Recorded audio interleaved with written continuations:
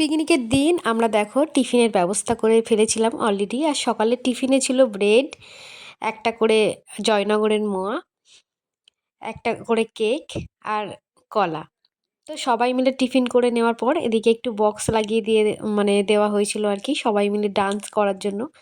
আর যেহেতু পিকনিকটা পুরো মাঠের মধ্যেই হচ্ছিল, তো চারিদিকের পরিবেশটা তোমরা দেখতে পাচ্ছ কতটা সুন্দর। আর এটা তো আমরা সবাই জানি যে গ্রামের পরিবেশ কতটা সুন্দর হয়। আহ, এর কোনো তুলনা হয় না। তো যাই হোক, এদিকে আমরা সবাই প্রচুর পরিমাণে মজা করছিলাম, আনন্দ করছিলাম। এদিকে দেখো আমার দিদি, বোনের মেয়ে, বোনের বর সবাই মিলে খুব নাচানাচি করছিল, আমরা ভীষণ মজা করেছি। আর এদিকে ওদিকে কিন্তু আমাদের রান্না বান্নাও বসে গিয়েছিল অলরেডি, অনেক কিছুই ছিল। তো দেখো, সকালে টিফিন করে নেওয়ার পর এদিকে আমাদের চিকেন পকোড়া ভাজতে বসে গেছিলো। এটা হচ্ছে আমার বর। তো ওর হাতের রান্না ভীষণ টেস্টি। তো ওই জন্য আমাদের পিকনিক বলো, বাড়িতে বলো, যত যা যাবতীয় রান্না সব ওই আর কি করে। তো ওদিকে চলছিল পকোড়া ভাজা।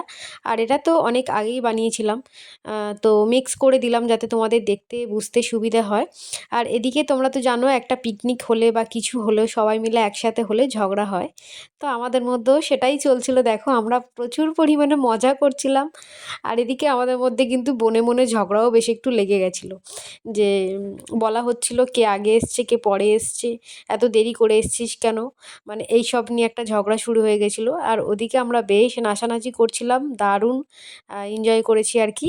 তো পিকনিকের সময় তো পড়েই গেছে মাস। তো তোমরা কারা কারা পিকনিক করছো বা এখনও কারা করতে চলেছো অবশ্যই কিন্তু কমেন্ট করে জানিও। তো আজকের মতন টাটা, এই অবধি।